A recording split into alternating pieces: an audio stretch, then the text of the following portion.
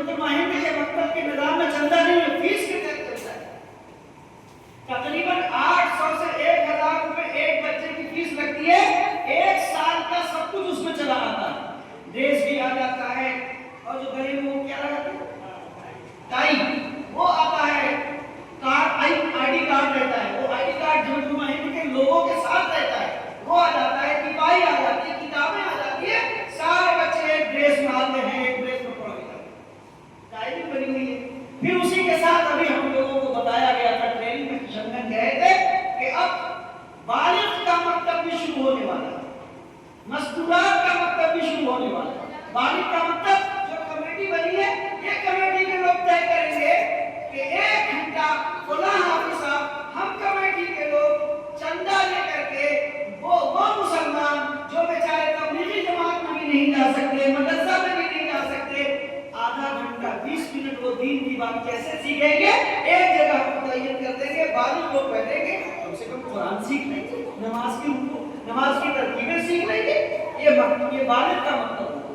اور کوئی شرم کی بات نہیں، اپنے گاؤں کے اندر بیٹھ کے کر لیں گے. مستورات کے لیے ہمیں خاتون کو متعین کر دیں گے، تصحیح قرآن کریم کرا دیں گے.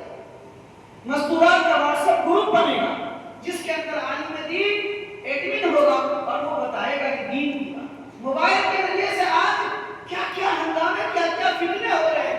ہم کو اس موبائل کو فتنہ کی جگہ میں دین کے پرچار کا ذریعہ بنا لینا، یہ کام کر سکتے ہیں. تو بہرحال یہ سارے چھوٹے موٹے کام ہیں، شعبے ہیں، نظام ہے، سب آپ کو کرنا ہے. بس میں آپ سے یہی گزارش کرنا چاہتا ہوں کہ جتنے آپ حضرات جس بھی شعبے سے جڑے ہوئے لوگ ہیں، آپ کو جو کمیٹی دی بنائی گئی ہے، آپ کا یقین کام کرنا ہے، مکتب کو مثالی بنانا ہے جو سامنے آپ کا ہے.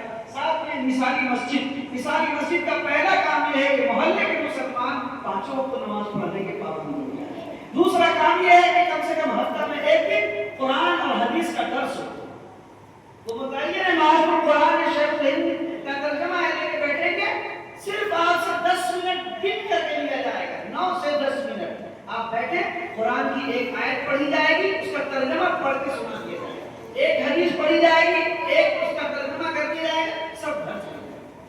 آپ مشورے میں بہت ساری باتیں سنتے ہیں، لیکن ڈائریکٹ جب قرآن کی بات سنیں گے، حدیث کی بات سنیں گے، تو آپ کے قلب میں اللہ کا نور آئے گا.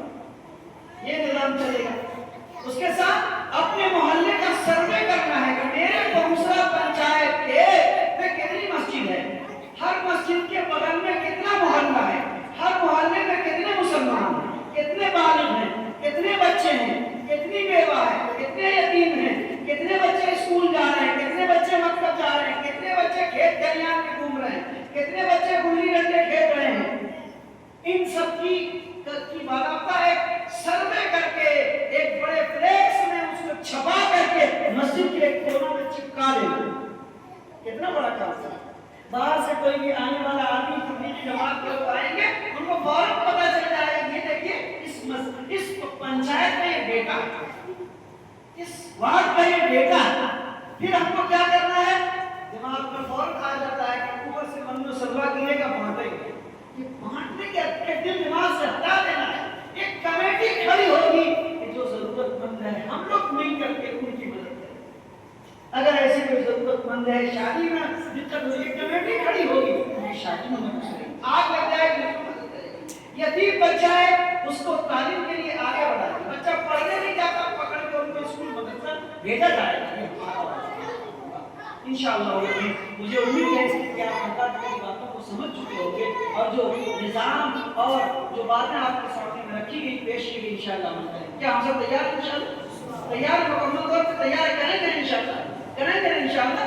آپ کو ہفتے میں روزانہ کم سے کم ایک مرتبہ پوری 11 رکنی کمیٹی کو پنچایت میٹنگ کرنی ہے. ضروری نہیں ہے کہ اسی مسجد میں میٹنگ ہو. جتنے وارڈ ہیں پنچایت میں، ہر وارڈ میں آج میٹنگ کیا، آج ہی طے کر لیا گیا اگلی میٹنگ اگلے تاریخ کو، فلاں تاریخ کو فلاں وارڈ کی فلاں مسجد میں ہو جائے، پھر دوسری مسجد میں، پھر دوسرے محلے میں، پھر دوسرے وارڈ میں، تاکہ سب کو پتہ چلے کہ ہم لوگ مل کے ایک گاؤں میں ایک محلے میں جا رہے ہیں. ایک جماعت آئی تھی مخلص بن کر. کوئی فائدہ نہیں، کوئی چندہ نہیں، کوئی کوپن نہیں، کچھ بھی نہیں. اللہ کا کام جمعیت الماہرین کے جھنڈے تلے آپ کے بیچ ہم لے کے جا رہے ہیں. محمد بھی ملے گی اس سے، تم اکیلے نہیں ہیں، پوری قوم ایک ساتھ مجتمع۔ اللہ تعالیٰ مجھے اور آپ کو ہم سب کو کہنے سننے سے زیادہ عمل کی توفیق نصیب فرمائے۔ بہت ساری باتیں کہہ دی گئی، میں نے مفتی صاحب کو کہا تھا کہ 8:15 تک پروگرام ختم ہو جانا چاہیے، لیکن تھوڑی سی تاخیر ہو گئی، بہرحال لیکن آپ حضرات کا جذبہ دیکھ کر کے، آپ حضرات کا عزم دیکھ کر کے مجھے بڑا اچھا لگا۔